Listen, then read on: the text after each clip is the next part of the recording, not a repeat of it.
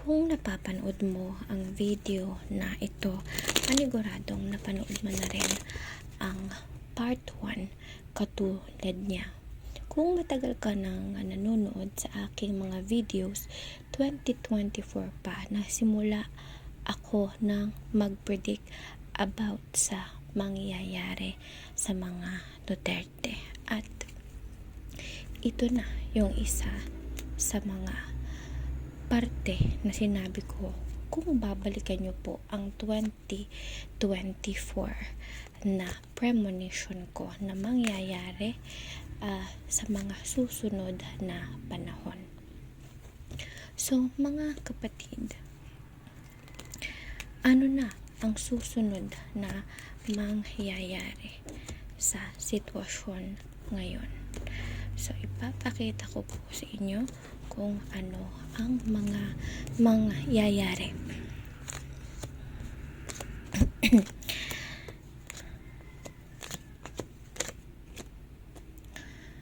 Kung napapanood mo or napanood mo ang first video na in-upload ko, nauna po ang upload ko ng video bago mangyari ang sakuna na yan. So, ngayon, uunahan ko na naman po ang mga mangyayari at kayo na po ang humusga. So, dahil ang ating Pangulo, dating Pangulong Duterte ay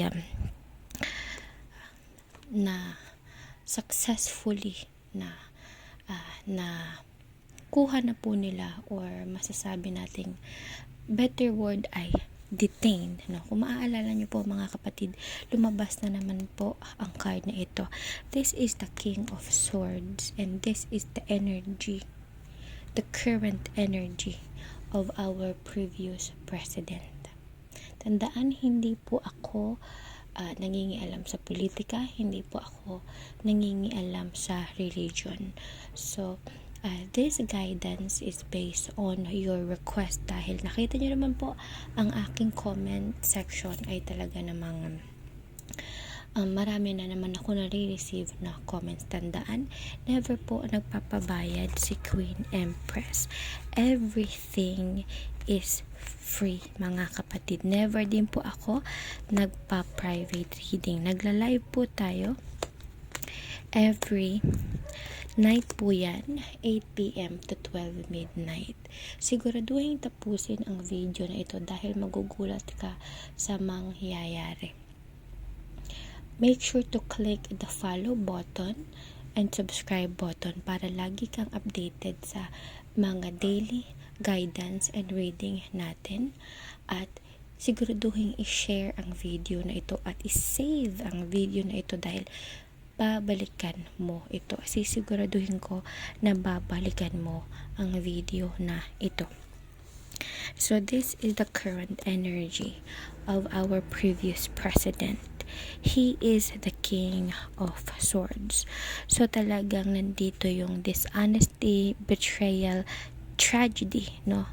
Tactics, trickery, no? Na nangyari na low self-esteem, sabi nga dito sa card na ito, guard against deceit and concealment, dahil ito po ay talagang matagal ng pinlano ang pagdakip sa ating dating Pangulong Duterte ay matagal na pong pinlano at ito ay nakasa katuparan na, no? At siya po ay mapupunta sa ibang bansa kung saan masasabi natin siyang ide-detain, no? Doon siya lilitisin lahat ng mga nagawa niyang sa madalit salita nangyari or akusasyon previous years ay lilitisin po sa ibang bansa, na very ironic na sitwasyon, ano, na ikaw ay isang abogado ngunit ikaw ay napagkaitan ng hustisya.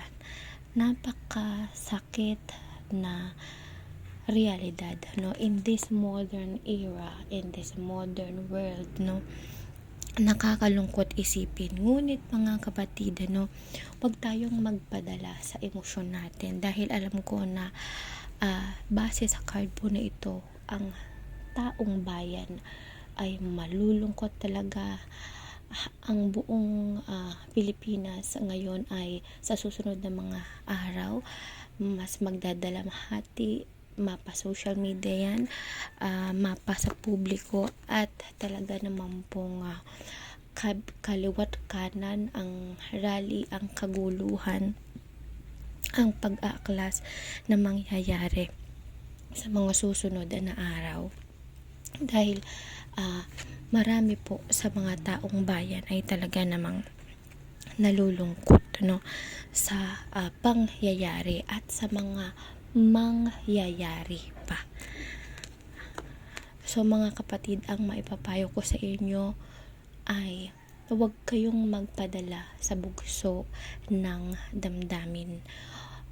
Tingnan nyo ang dapat nating i-priority, na naiintindihan ko ang sitwasyon na ang mga tao ay nagluluksa.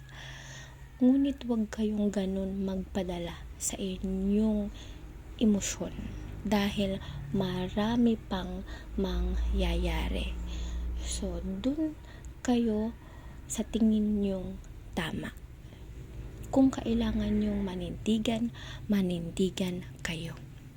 Tandaan, ako po ay hindi nangingialam sa politika, hindi po ako nangingialam sa any religion, hindi po ako pro Duterte, hindi po ako pro Marcos. Because at the end of the day, mga kapatid, tayo ay darating sa punto na lilisan din dito sa mundong ibabaw. Kaya ang goal natin ay magkaisa at magmahalan. Ngunit ako man ay base sa card na ito, ramdam na ramdam ko ang kalungkutan ng napakaraming mamamayang Pilipino. So, sad to say talaga, in this modern era, in this modern technology, pikit mata na lang tayo sa mga bagay na ganito.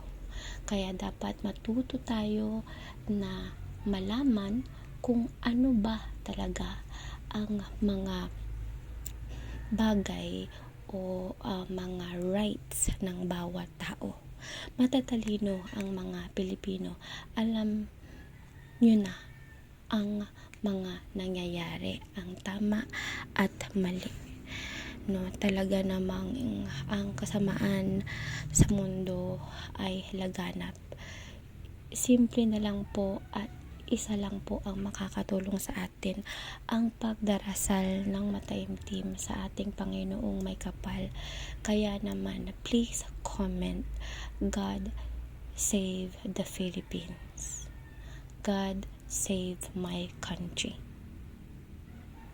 Lord God, help us save the Philippines, dahil kayo po, tayo po lahat ang makakatulong upang maging maayos ang ating bansa, at tayo din ang magdadala nito sa kawalan. So, ang mga susunod na tanong, dahil ang ating dating Pangulo ay nasa lokasyon kung saan malamig at iba sa kanya ang klima, kamusta ba ang health ng ating dating Pangulo? Number 1 question. Number 2 question, magkakaroon nga ba ng people power? Number 3 question, ano ba ang mangyayari sa mga susunod na araw? Kaya make sure to follow, click the subscribe button for part 3, for part 4. Save and share this video. Comment, Lord, please help us save our country, Philippines. At isang mapagpalang umaga sa inyo, mga kapatid. Dasal na lang po ang makakapagsalba sa ganitong sitwasyon, mga kapatid.